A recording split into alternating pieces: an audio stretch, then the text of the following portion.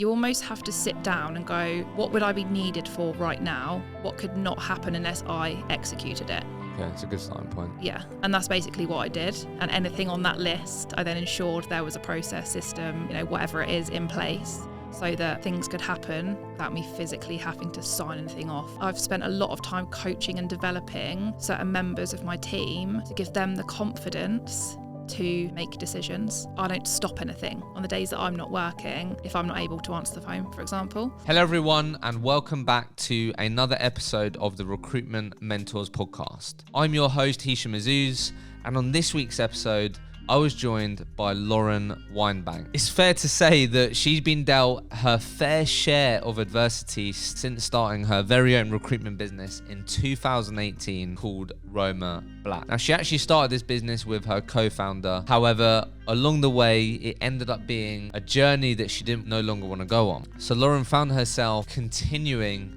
the entrepreneurial journey on her own, and along the way brought into the world her two beautiful children, so found herself running a business on her own whilst being the mother of two children under 2 years old. So in this conversation we talk about how she navigated that, how she's made the business a success, how she's dealt with this adversity, how she's always developed a positive and optimistic mindset, what she would maybe do differently if she was to start the journey again, and so much more.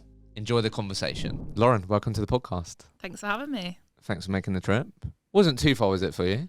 No, it's like an hour on the train, so nice. pretty Well, I easy. appreciate the effort regardless. Thank you. Obviously, second attempt this, isn't it? Yes, yeah. First time Life didn't got end in the way. Yeah, life got in the way, but we're here now. So really looking forward to breaking down this journey that you've been on. Yeah. So like I always like to, just really quickly, just to give everyone some immediate context, but since the end of 2018, you've been on an entrepreneurial journey, recruitment entrepreneurial journey. But before that, correct me if I'm wrong, you worked in recruitment for like 3.5 years, nearly 4 years, was that? Yeah, about 3 years. Yeah. Roughly, yeah. 3 years, then started your own recruitment business at the end of 2018 with your co-founder, and then a year and a couple of months from that starting point, around Feb 2020, obviously just before COVID, your co-founder decided that it wasn't for her.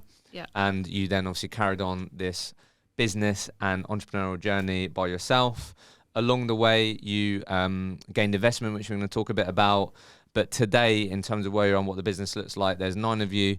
And then last year, you did just under £1 million in revenue. Mm-hmm. And we're today going to really focus on this business journey that you've been on, because I think it's fair to say it has not been a plain sailing ride, right? Yeah, There's no. definitely been sort of obstacles along the way which you've worked through and no doubt learned from. But let's start with the £1 million question. Would love to hear your thoughts on what characteristics and traits you believe make up a highly successful recruiter in today's market. Let's start there. Yeah, okay. So I think there's like several things. Firstly, it's the one that everyone says, right? Resilience. It's such a up and down industry that you just have to be able to take the, lows of the highs. Mm-hmm. And then I think what's sort of really important is that like focus and discipline. A lot of the best recruiters are able to come in, stay focused on the job type thing and actually be consistent. There's so many inconsistent recruiters out there. And I think that comes down to being very process driven. So having, your day plan mapped out and sort of sticking to that, having that sort of regimented ability, I guess. And I think that's so important so that you don't get those inconsistent. Obviously, sometimes it's industry, right? Market conditions. But I do think a lot of the inconsistencies can be avoided purely by like being disciplined and focused on a daily basis. Yeah, I couldn't agree with you more. That is often missed in terms of, like, I remember when I was in recruitment, no one ever sort of sat me down and said, this is what a good day plan might look like, or how you can get better at prioritising tasks. And it is so important. And what I really like about thinking about that in terms of becoming a high performing recruiter is those things that you just said there are like entirely in your control. Yeah. Your process, your day plan. obviously you still have to do the thing and you have to perform, but there's a lot of things in recruitment that you can't control. But being process driven, being disciplined, being focused is absolutely something that you can control. On that then, just curious really quickly, anything that you've done recently, either yourself or with your team, that you think has enabled Lauren to be better at being focused, disciplined, out of interest? I think another thing that it does take, I think, to be successful is a long-term mindset in recruitment, because, you know, that first sort of year you work your hardest for the least amount of money. And I think if you can get your head around that and you can just focus on relationship building, I think that's something we've heavily focused on. Is actually, it might not be right now, but it might be 6 months, year time, 2 years time. Like, those relationships are key, because you're always going to need new clients, right? So I think that's something people massively like underrate, if you like. You know, they look for the quick wins, when actually I think if you have that long-term thinking, it can massively change the game. Yeah, I mean, I definitely agree. I sat down, I don't know how you feel about this, and it might have been your approach during COVID, but a really common, I sat down with a lady called B, who is a contract recruiter, and we're talking about how she hit some of her achievements. And a really common sentence that I've heard a lot of people say now in line with this is, during COVID, all I did was speak to candidates, build relationships, and that's all I was focused on. Yeah. And then when things start to open up, or when things started to get back to some sort of normality, they would then go back to the people that they actually spoke to or did try and help them when no one else was trying to help them. Yeah. And so I don't know, like, if you've experienced that, but I've heard that so much. Like, all I did was try to help, speak to people, build relationships, and then at some point I have had a lot of those experiences where they've gone, look, Lauren, I wanted to give you a call because do you remember when you put on that webinar around how to stand out when applying for a job? Is there any way that you could help me as I'm hiring for my team now? Yeah, I think that happens all the time. You know, when you give value for free, it does come back around. And when I look back now to when we, like, you know, with my co-founder, we first set out, I think we were naive, you know, because you then go from a secure salary, you know, decent, consistent commission to, you know, nothing until the deals come rolling in. And you almost in sort of like fight or flight mode a bit. And I completely changed my approach from that long-term thinking. I'd had that from day dot starting in recruitment.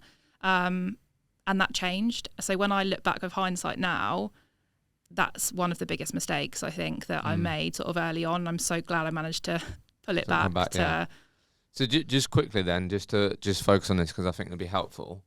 Like, because I'm sure you help your team with this now, and I asked someone else this, but I think it's helpful because when you're like in it, you can't see the actions you're doing today that could be sort of helping you in 6-12 months time. It's hard to see that when you're in it, right? Because you might have your manager going, Lauren, we haven't booked in any interviews this week. You've got putting pressure on yourself. You've got pressures of the business that you work for.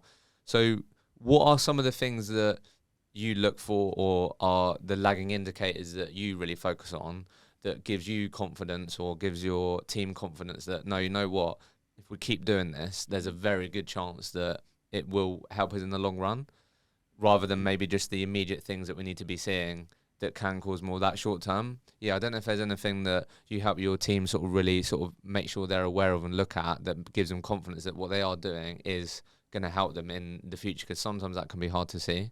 Yeah, I think it's a sort of mixture of approaches in terms of that relationship building, whether it be candidates, clients, and to look at the value you're getting from the conversations you're having. And I think if you can see that someone is putting in the effort and they're having really good conversations, it just so happens, you know, that client's not hiring right now, but the conversation's been so positive that when they are, you're going to stand a chance, you know. And I think you can see that in people when we track certain, you know, noteworthy conversations, you know, positive sort of conversations on LinkedIn. That helps to see someone's output and the passion they have for relationship building and sort of how successful based on the outcomes of their conversations they're having, because that's all you're doing when you first start in recruitment. And I do have like trainees, so people that haven't ever, done recruitment before. So you have to start with the small wins.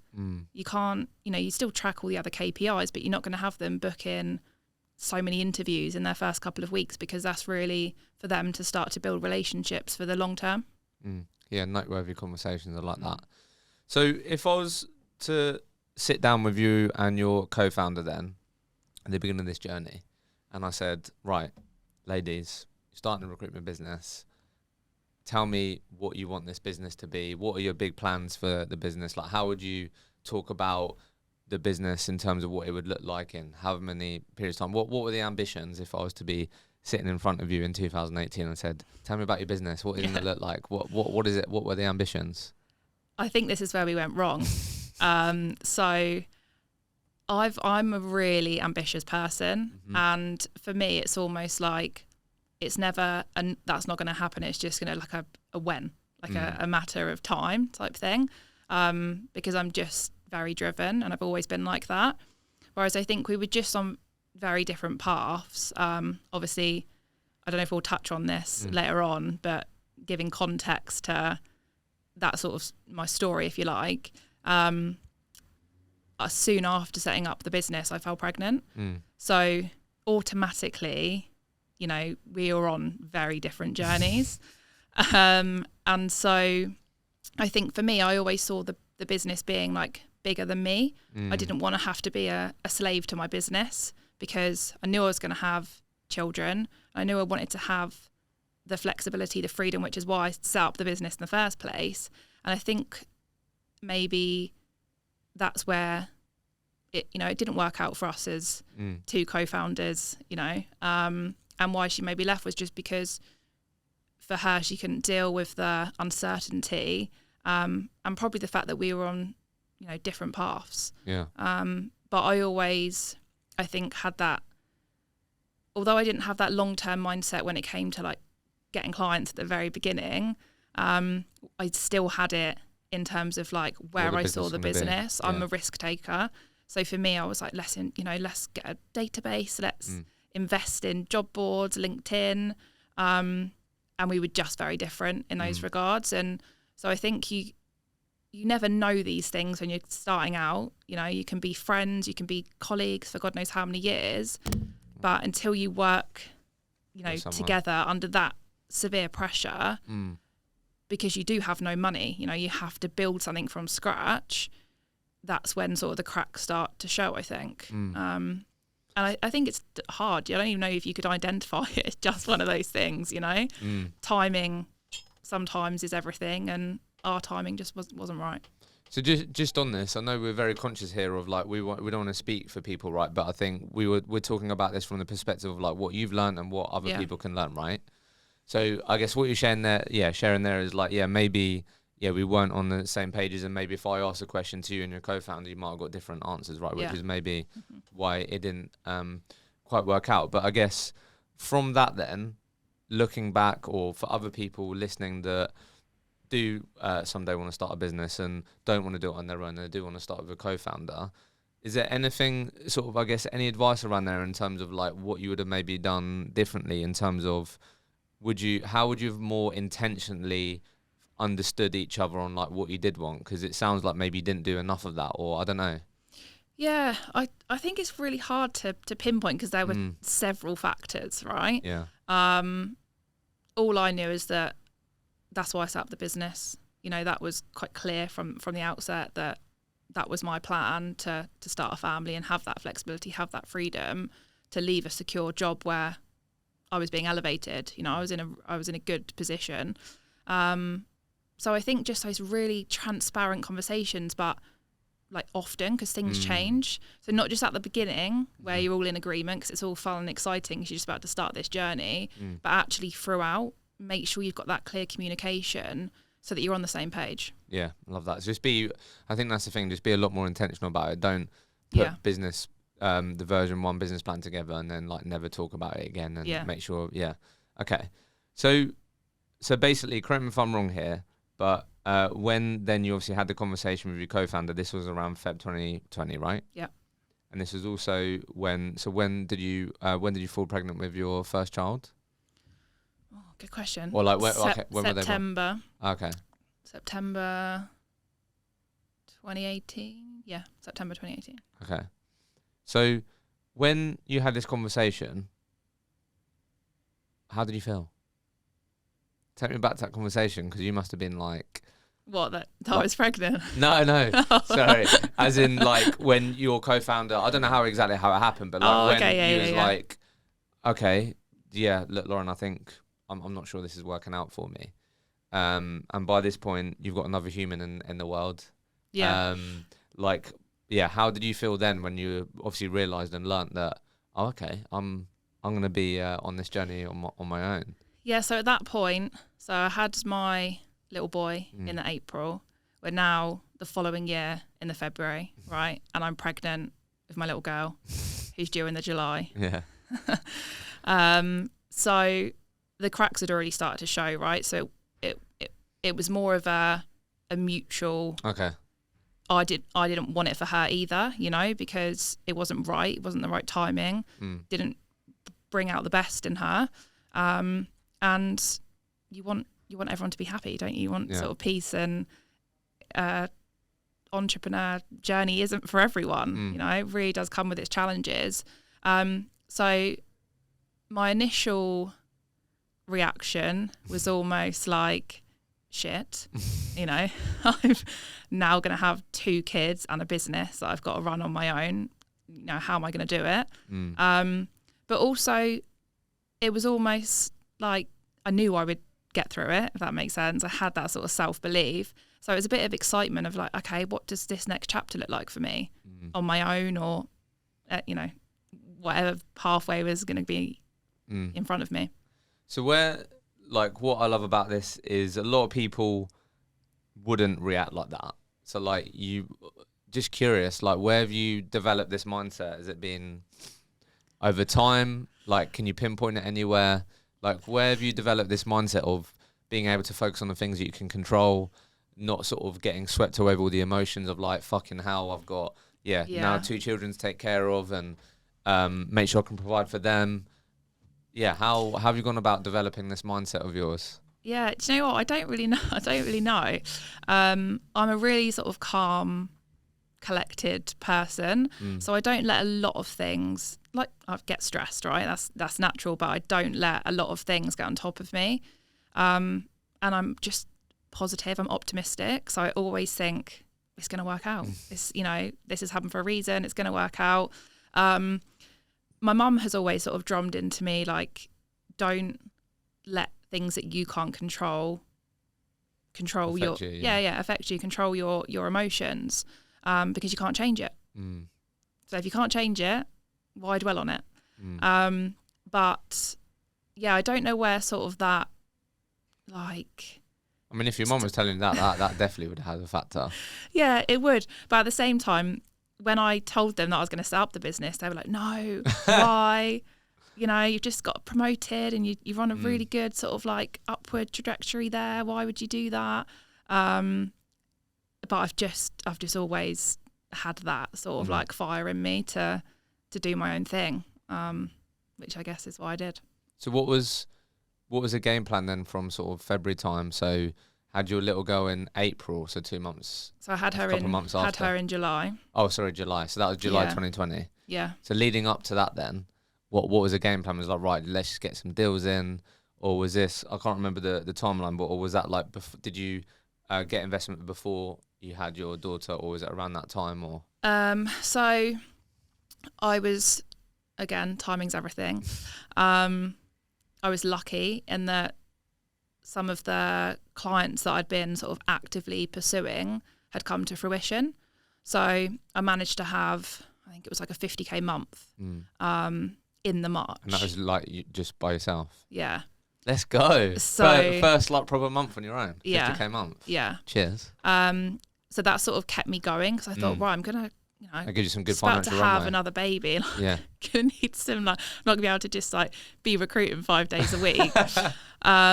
So there was an opportunity that sort of presented itself for a company for for me to go and do their internal recruitment, Okay. sort of like head it up. But I knew that I didn't want to, like abandon Roma Black. I still very much believed in it, even given sort of the situation I was in.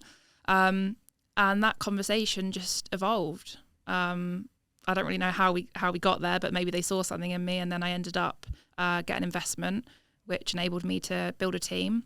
So I could actually have that sort of balance of being a mum and my business still sort of running. Because at that point in time, I wouldn't have been able to juggle that. Really? No, not with a 1-year-old and a newborn. I don't think. Trying to speak to candidates, build a client base. Yeah, I don't think that would have been doable. So let me know if this is all correct, right? So just for people's context here. So so basically you raised 250 grand, and then they obviously have equity in your business, and then that enabled you to hire 2 people, and they started in September. Yeah, so I hired 2 that started in September. Both times with both my kids, personal choice. I was back into it within 3 months. Sort of not full time, obviously, but sort of part time. And at that point, we then had a little office, just like the 3 of us. And so I'd sort of go in 2 days a week. I think my little girl was like 12 weeks or something at this point. I don't even think she was that old, to be fair.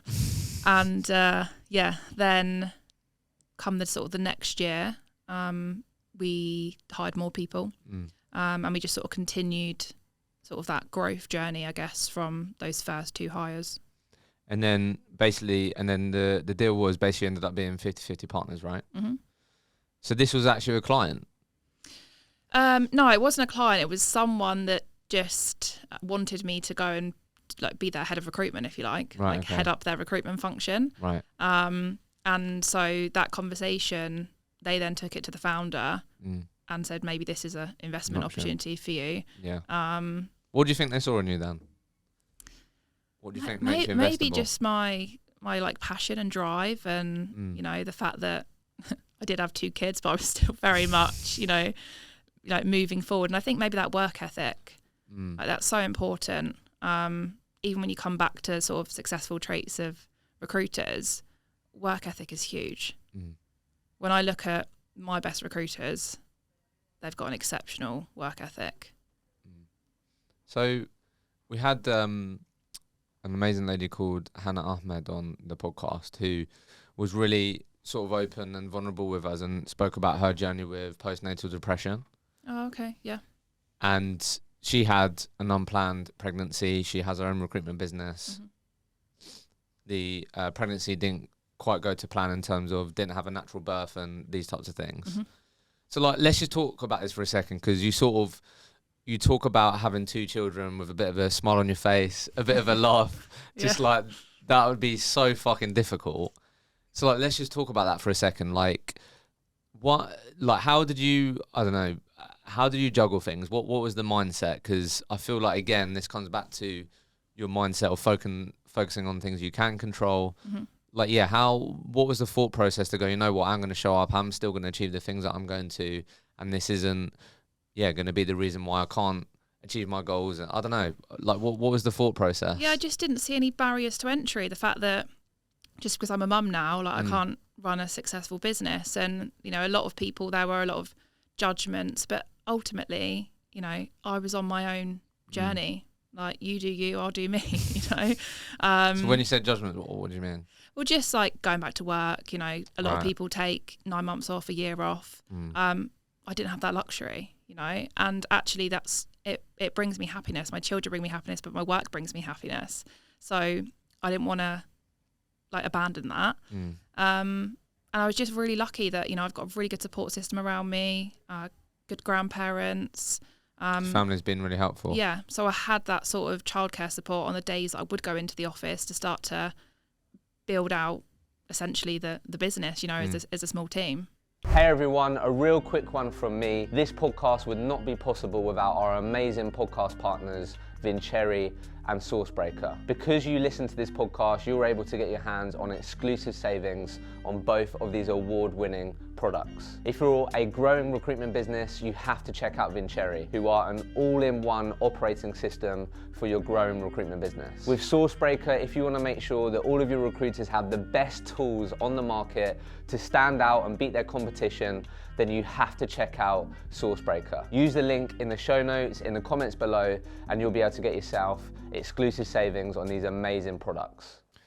And then, like, obviously now in today's world, we love talking about balance, right? I just think, I don't know how I feel. I almost feel like it's sort of unrealistic. I think it is important for you to be self-aware and understand, like, is sort of Lauren burning the wick at both ends, and what can I do to make sure that I don't arrive at this destination of being like, I'm absolutely fucked. Like, obviously we don't want to get there. But in terms of like, in those moments, Lauren being like, people going, Lauren, you haven't really got a work-life balance. And you're like, well, fucking hell, how can I do that? Do you know what I mean? Like, 1 minute I'm feeding the kids and they're reliant on me, and then I'm trying to do deals and build relationships with clients. So how did you approach that balance element then? Like, how would you approach that in terms of Lauren having the working entrepreneur hat on, then having the mum hat on? How did you balance it? Yeah. So I honestly don't know how. Like, I've got a friend, she's got 3 girls under 4. Wow. And she still recruits herself. For me, again, it comes back to I saw a bigger picture for myself where the business almost didn't need me to run. And on the early days of, the small team, that didn't happen. Like, balance, I feel like it can be defined as like different things, but I get what you're saying. I don't believe there is true balance, because if you're really excelling in one area in your life, something else is suffering as a consequence. Exactly, yeah. So the way I maintained balance was by having set days that I'd go in and I'd work, and then days that I had my kids. But ultimately there were days when I'd be taking calls from my team or clients or, and I haven't actually recruited myself now for maybe like 2.5 years. Oh, really?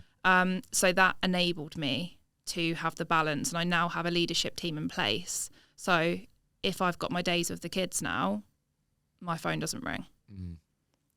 But it took a while to get there, So you can have the balance in terms of that home work life split, but ultimately if you want to be truly successful, those scales are going to tip. Yeah, no, I definitely agree. So let's talk about how you got to that point, because that's pretty. Like, I speak to business owners all the time and are of similar size to where you are now, 9 people, sometimes even bigger, and the owner is still very much reliant on and dependent on. So how have you, talk me through how you've got to that point? Obviously you said it was difficult to get there. Yeah. Obviously it requires having people in the right seats, but how did you intentionally get to that point of Lauren not being dependent on for Roma Black to be successful and to be hitting the goals that you wanted to? Talk to us a bit about how you approached that.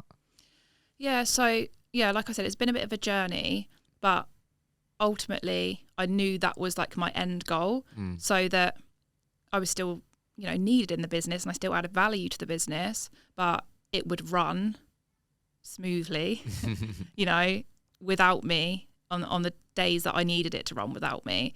And that's obviously then just evolved to the point where it is pretty self-sufficient now. I still work in the business. I still work on the business 3 days a week in terms of me physically in an office. But I work all the time because I love it. It doesn't feel like work. So if I'm sat there and I've put the kids to bed and I'm doing a bit of business development, or that's sort of really a key role that I still play very much in the business, new client attraction, things like that. I think the journey was firstly stepping away from that day to day, which all I did was change my efforts from being focused on that sort of 360 to then just the business development. So it would almost just be like feeding my team, if you like. Got you. And also had 360 recruiters in the business who would bring on their own clients too. And I think then what's slowly happened is for me to hire the right people into the business who have the same mindset as me, are really aligned with where I want to take the business, who can, help it to to get to probably even where I can get it to. So what I've tried to do is build a team that are better than me to take the business to new levels. Love that. What's been, just had Roger sat down here, we spoke a lot around leadership and how, I don't know sort of if you've had your own experiences of this maybe at Roma Black or before, but obviously a lot of people find themselves in a sort of management leadership role simply because Lauren was a top performer, right? Yeah. And for no fault of their own, I think a lot of the time, these people don't actually get much help or support on how can Lauren become not only a top performer but a great leader. Like, what's been your journey with leadership and sort of enabling to getting the best out of people, and then most importantly for you to be the business to be self-sufficient, not reliant on you. These managers and leaders need to be great managers and leaders, right? Yeah. So how have you approached that for yourself, and then how have you enabled the team to be people that don't just tell people to do things but coach people and get the best out of people? What's been your relationship with leadership? Yeah, so sort of early on when I started in recruitment, I was, I guess, highlighted as someone they wanted to fast track to management. So I think I was actually the first person to ever skip every single promotion, like senior lead, and I went straight to managing consultant. Looking back now, I feel like I probably didn't develop as a recruiter as much because I was then thrown into being a recruiter but also being a manager, still quite early on, in my recruitment journey, if you like. And you just sort of learn, don't you, how to work with different people. I don't even think it's like managing people. It's like working with different people and knowing how to get the best out of those individuals. So I guess once I then had my own business and was, hiring my own team, I learned so many lessons, along the way. Like, no one gets it perfect first time round. And I think it's about, from observing, I guess, previous managers that maybe I've had, not being like emotionally driven. So, if like something goes wrong and then they're like taking it out on the whole team, they've pulled everyone in, like it's an emotional reaction. So I've always put time in between anything. So if something does go wrong or something hasn't like gone to plan, someone's, not performed or, done something, just taking that time and delivering messages in the right way. Like, we're all people. I really don't believe in sort of that old management approach where, like, if you don't hit your KPIs, you're like dragged in or, like told off in front of other people. Like, like I said, I'm a very calm person and I really like to coach people. I like to try and add value. I like to listen and help like develop individuals. Have I got it wrong hiring certain people along the road? Absolutely. Like, I'd be surprised if anyone didn't. But I have got to a point now where I've got a really strong team that are super passionate, really respectful. We just work really well together, and I've then tried to sort of instill those same sort of characteristics, I guess, into my leadership team. We're all very different, but ultimately you just want to get the best out of people, and no one person is the same. So you need to bend, to find out what their values are and what drives them, because not everyone in recruitment is like driven by the same thing. That's something I've learned. Like, not everyone is actually really driven by the money. Some of them are driven by the achievement of their target for the business that they're working in, as opposed to the money in their pocket. Have you got better at uncovering that? Do you really try and make sure you sort of dig into that on a consistent basis? Yeah, so we've actually just undergone like a strengths assessment, which is really, really valuable. I'd done it myself and thought, this would be incredible to do as a team. So we looked at our individual strengths and then our strengths as a collective. Nice. And it really sort of highlights people's true values and like drivers and why they are the way they are.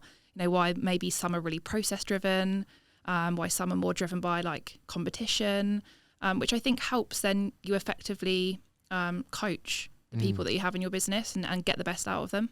So how does that work? And is it like a series of questions or? Yeah, it's a series of questions at a time. So you almost have to go with like your gut instinct. Encourages you, yeah. And then it produces a report with like your top 5 strengths. Okay. So what would be like an example of a strength? What sort of things could it? So like my number one strength, you're going to ask me like, don't ask me all 5 because Okay, no, just give me the top one. my number one strength is futuristic. Okay, that makes sense. Which means that I continuously sort of look to the future, but sort of bring others on Visionary. That journey. Yeah. Love that. So I think this would be like, I saw that this might have been part of it, I don't know, but I saw that you invested in a career coach. Yep. Best decision you've ever made. Yeah. One of. Yeah. Talk to me about that. So I'm currently on my second coach. Okay. So first one was really to help me get to the point where the business was self-sustained, like it was literally running without me.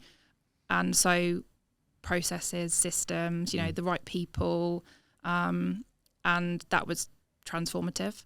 And then I've recently just started coaching with a new coach that will help me more as a leader.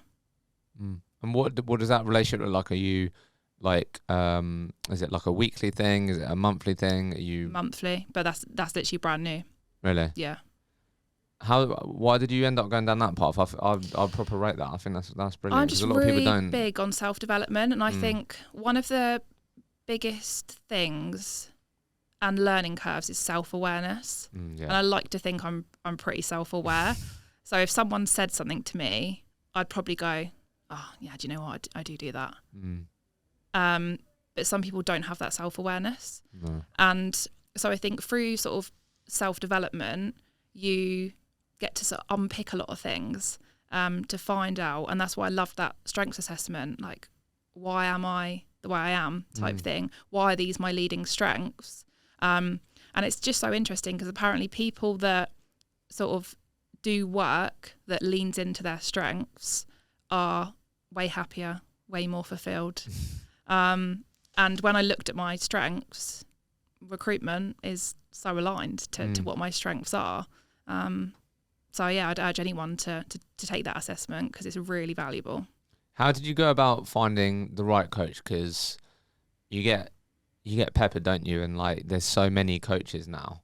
Like I sort of said to them to like stop calling because it wasn't the right time. But like, I've been getting calls from like this action coach and they're offering free coaching sessions, and it's like, do you know what I mean? It can be a bit of a black hole. Yeah. Did you get recommended? How did that happen? So I think there's so many coaches out there now, isn't there? Yeah. Especially sort of like on LinkedIn.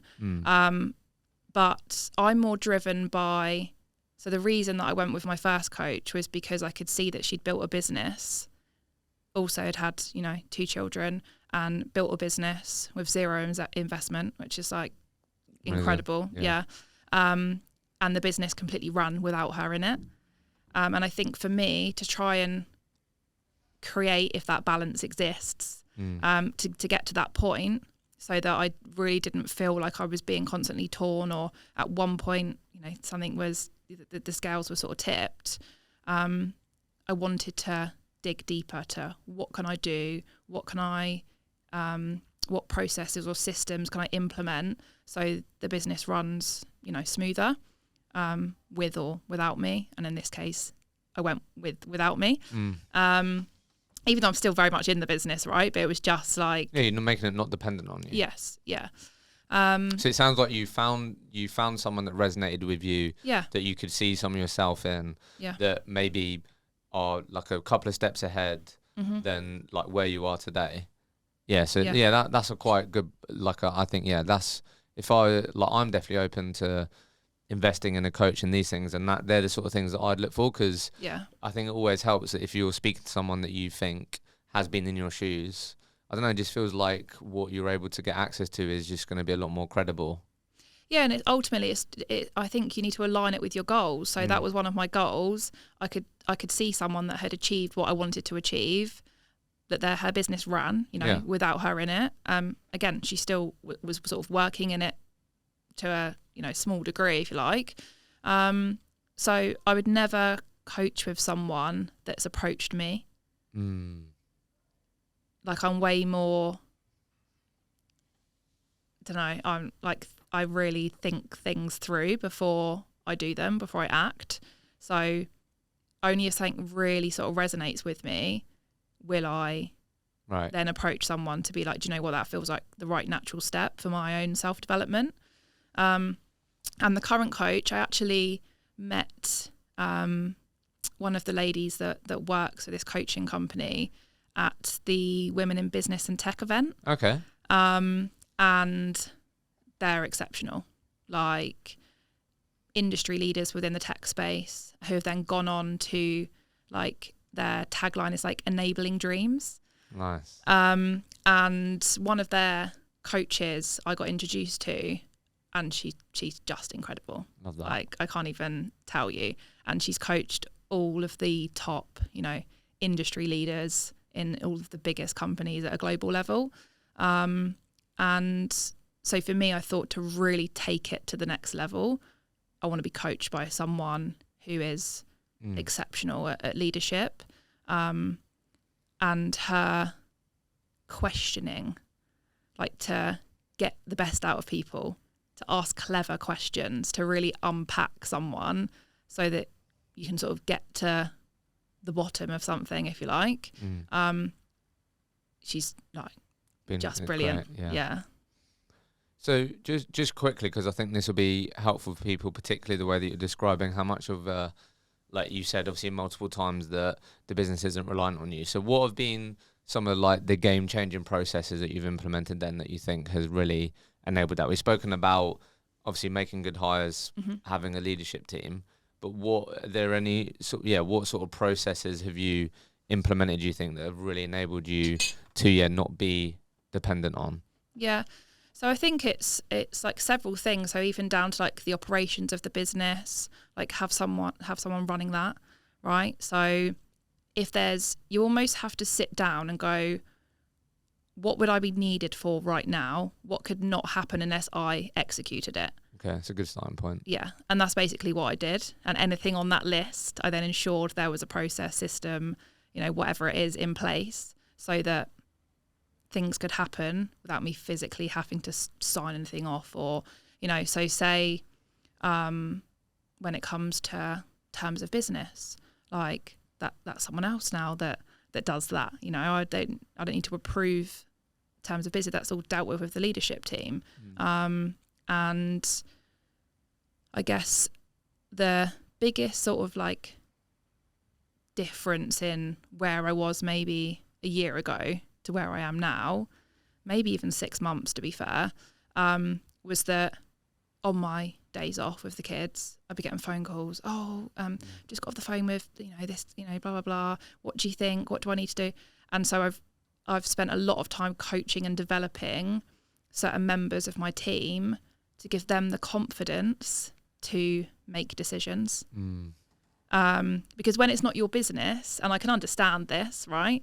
You don't want to make the wrong decision or do the wrong thing, or if you've got a counter offer or whatever it is, everyone would come to me to what would you do and everything else. And so I've just almost created layers so that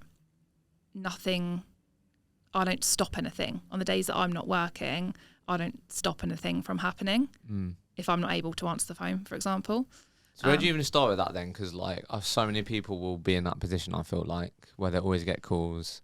Oh, Lauren, like I'm really sorry to bother you. Like, can you just help me with this? Yeah. Like, do you just initially start by communicate? I don't know. Like, how do you just even set boundaries? Yeah, that's what I mean. You have to set boundaries. Yeah, you have to set boundaries. And I'm really lucky, right, that I'm so transparent with my team. So it's not that I don't work hard, because I'm always, like I say, I'm always working. And I think that that's one of the biggest things that people like perceive, because people see what they want to see, don't they? And they don't see what happens behind closed doors. Is that, oh God, how hard can it be coming in 2 days a week? And it's like, you have no idea. Like, I work all the time. I'm just not in the office, right? And so it comes firstly by surrounding yourself with a team who respect you, who respect those boundaries, who know you're doing absolutely everything to drive that business forward, that you give value, where it's needed. And ultimately, if someone really needed me, I'm going to answer the phone, right? But unless it was like life or death, they wouldn't call me now because they don't need to. So I think that you need the right people, you need that communication to begin with, to set boundaries. Look, these are the days that and it's probably most helpful to say, like, women that are trying to spend time with their kids, but also like keep their business afloat if they've got a team as well. And it's just having that sort of clear communication, setting the boundaries, right? These are the days that I'm with my kids. I want to give my all to them on the days that I'm with them. So that, sort of, unless there's this scenario, and you always have to start with that and then start don't worry about calling me, slowly come away from it and give them the confidence to deal with any situations. So I've got one of your posts here. So I think we've covered quite a lot of this, but if there's anything that maybe you want to add now, whatever, it was around Roma Black turning 4, and you put, if you're starting your own business, here's what I wish someone had told me year 1. We put, pick your team wisely. I think we've spoken a lot about that. Know your value, take time to reflect and celebrate, trust the journey, stay in your lane, don't be a slave to your business, which, like you're saying, hire people better than you. Yeah. Anything else we'd add to that, or are we pretty happy with that list? Yeah. Do you know what? There's probably so many. There's probably so many. If long-term mindset's not on there, then keep that long-term mindset, because it's quite easy to come away from it. Especially if, your jobs have dried up and you're starting to, the panic starts to set in. You start to, I think, come away from your, like how the core way that you work. So just trying to keep that long-term mindset and that positivity, that optimism.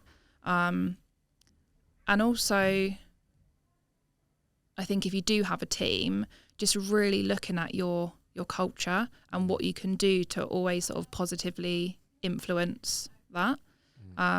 Because there's a lot of women that don't go into certain industries because they feel like they're not going to get that balance, when actually my top performer works 4 days a week.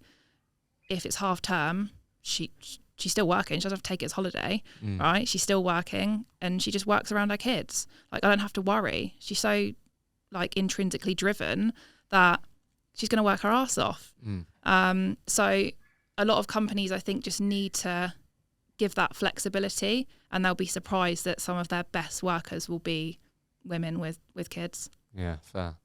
I want to ask you about that, clearly a passion of yours, but I think on that list, what I don't know, from what I've got outside looking in, and I want to hear your take on it, like how much, like, you've really built your brand, I feel like, online, or you're definitely consistent. So surprised not to see building your brand on there, because how much has building your brand impacted the business, or what sort of positive effects have you seen from building your brand? Because you are pretty consistent with sharing content and building your brand on LinkedIn, I'd say. Yeah, do you know what? That's a big one that's missed. And I really wish I was one of those people when I started Roma Black. You'll never catch me posting on LinkedIn with pictures of my kid. Yeah. So what changed that then? Because I'm quite a private person, and I think that I was so set in my ways with that I swear to God, I wish if there's one thing that I'd have invested in that back then, because everyone's on LinkedIn now. Everyone's building a personal brand. Back then they weren't. But it's one of those things, isn't it? Like, what made you start hindsight? What changed it? I think just seeing the success stories that other people were posting about their personal brand and what doors had opened. And I can absolutely attest to that now. Like, it has opened doors for me. When did you proper start, do you think? Probably like a year ago. Oh wow, okay. Yeah. But inconsistently. Yeah. So I'd probably say the last sort of 6 months I've tried to be a lot more consistent. Yeah. So what sort of doors have opened up for you then? What have been some of the positive stories that you've experienced? Just even people that send you messages, that want advice and coaching to build their recruitment business, new clients, just new relationships on a global level. It is incredible what can come from a personal brand. And that's why if you look at any of my team, they're all over LinkedIn. They're all building personal brands because there's so much value in it. And I think some companies, especially if you maybe rewind 4 years ago would see that as a threat. Yeah. People are She's going to get poach. Yeah. But if you really have a great team and they're happy, then you don't have to worry You're about it. You're always going to be vulnerable for your team. That's just part of the game. It's life, right? And if someone was presented with an exceptional opportunity that I can offer someone, I'd be annoyed if they didn't take it. Yeah, you want to, again, come back to focus on what you can control. You can focus on creating a culture that people are really happy to be part of and they're being supported. They're the things that you can control. Yeah. And I think like differentiating between like your company brand and your personal brand, I probably spent a lot of time focusing on like the company brand and not my personal brand. Whereas now it's like the two work side by side. Yeah. So if I was sitting in front of you right now and I was Lauren when I was going, nah, you won't be catching me posting on LinkedIn, because you might have people in your business now that you have to really convert. And there'll be people listening to this still like shit scared of posting, don't want to post, don't want to be someone that just adds another selfie to the news feed. Yeah. Talk, like, how are you convincing me? What sort of, like, what's your advice to me, or what things would you talk to me about as to like why you think it's worth my time as a recruiter in today's market? Yeah, I think the biggest thing is we're so like society and like Instagram, everyone's driven by likes or comments. And I think if you can get your head around, look, I might post something and it might get one like, but ultimately it only needs to get that one like and it's reached, you know, even at a really low scale, 100 people. Well, one of those 100 people might be a client that's hiring that's just seen your post. So I think it's a like exceptional opportunity for recruiters to position themselves as an industry expert if they are, you know, connect with candidates, potential clients, because that's where like everyone is. And cold calling has its place, right? But sometimes it's a long-winded way of trying to get through to someone. There's so many other avenues by using LinkedIn where you can reach a wider audience. So I think it's definitely worth people's time, and it's just getting over the fact that, okay, it's going to take me a while. It's like when like you first got Facebook or something, or first got Instagram, and you get that one like on your picture. Like it can only go up, it can only grow from here. So just have that kind of mindset. Well, I can only build, got to start somewhere. Even, you know, the biggest content creators on LinkedIn would have started somewhere. Yeah. And I know this sort of stat came out today, but I know you said it is a lot more competitive, and it is, but still there's a stat there that people love people saying, which is like 2% of LinkedIn users only post weekly or whatever. So I feel like that stat has been around long enough now where I feel like it's got to be more than 2%.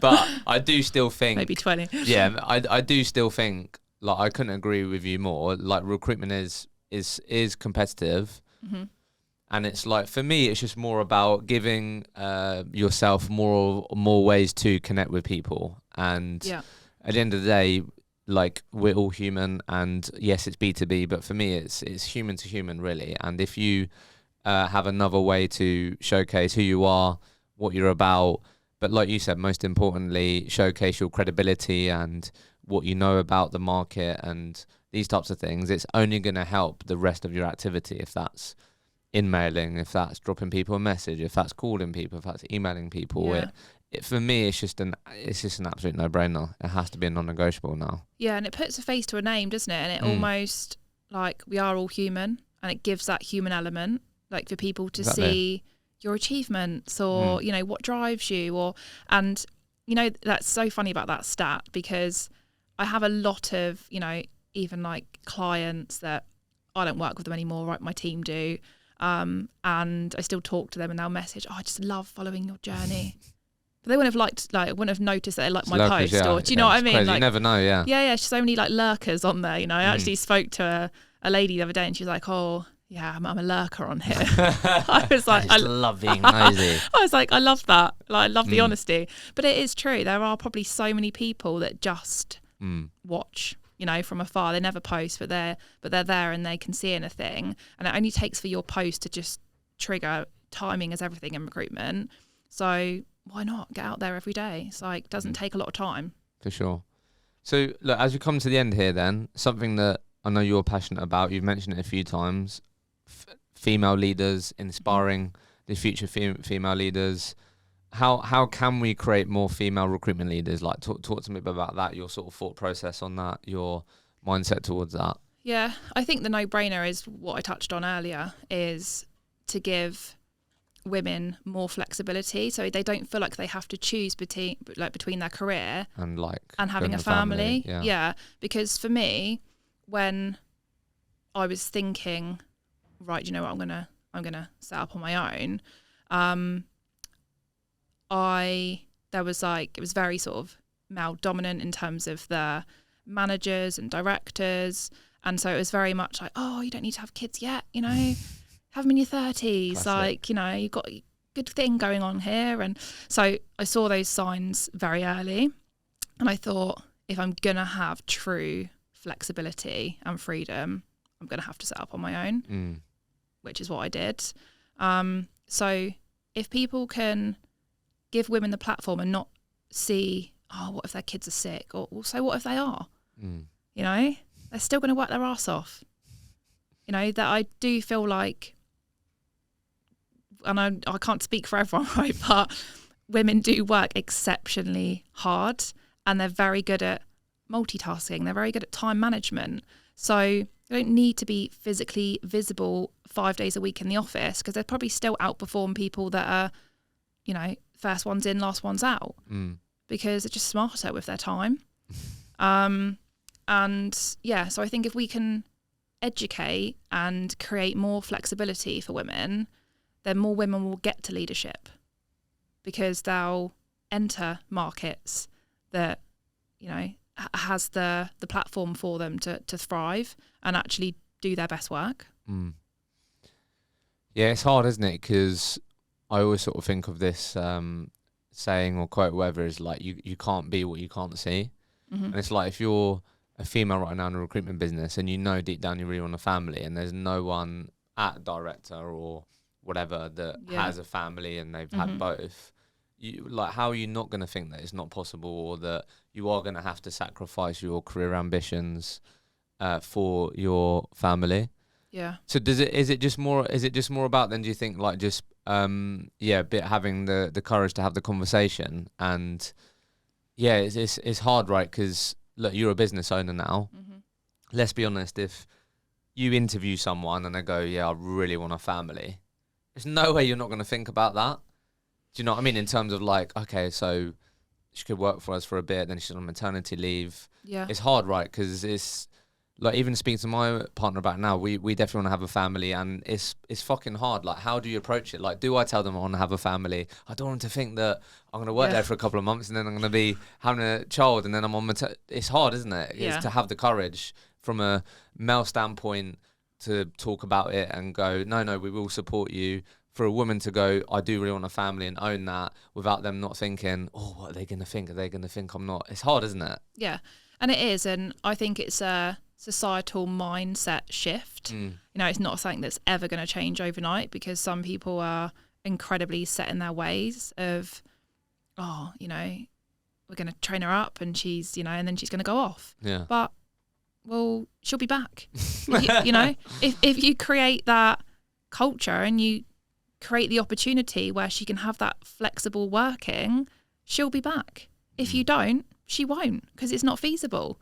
So in order to have that representation in leadership, females with families, you know, men with families that are maybe like more of a caregiver type thing than the female, sometimes you get that, then it's going to start with those small changes further down to give that flexibility so people can actually get there. And just curious, before we come to the end here, just super curious, I don't know what you've seen, there might have been things that you've looked at with your recent business around female leadership and stuff. What is like a dire maternity cover or support? Like, what is absolutely terrible? I don't know. I can't really tell you, because like I didn't have, like, I worked for myself, right? So I didn't have a maternity cover or support. Yeah, and I went straight back to work, and that's personal choice. But But I think that it's a real tricky one, because when you look at, startup companies, they can't offer what the Facebooks can offer. But ultimately, you have to know that when you're selecting your employer, that does fall on the female, right? And I think it's then about going, okay, we know we want to have a baby, so let's start saving. If my company don't have the best maternity policy, because they're a startup or they're a small business, and yeah, I think that's more of a consideration, because it's going to take a long time until there's and obviously there's the changes with childcare. Yeah, what was that? I tried to fully understand that. So I don't think it's till 2025, but right now you get 30 hours. And what they're trying to do is basically create more funding. So it's like 30 hours a week. So basically women can get back into work, because the biggest is the cost of childcare. Yeah. So like my childcare bill. So that's a good thing, ridiculous. Right? Oh, it's a massively positive thing. Yeah. Because it means that more women can return to work, because what they're faced with is, well, I could go to work, but it just clears my childcare bill, so I might as well stay at home. Stay at home, yeah. Yeah. So hopefully that will see a natural shift for more females.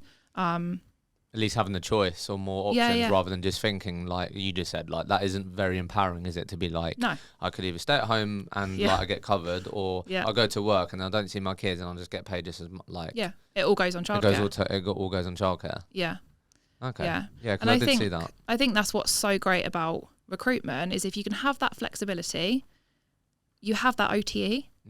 So it's almost like, even if you do have childcare costs, you've got those on top earnings to really sort of make it worth it, especially if you then get the flexibility, so that if your child's ill or it's half term or whatever, you're not having to use holiday for the fact that your child's not very well. Yeah, that's just Yeah. So look, let's end it then. You're a futurist. Talk to us about what you're excited. I'm a futurist. Is that what you said, right? Yeah. Yeah. I thought I just made that word up then.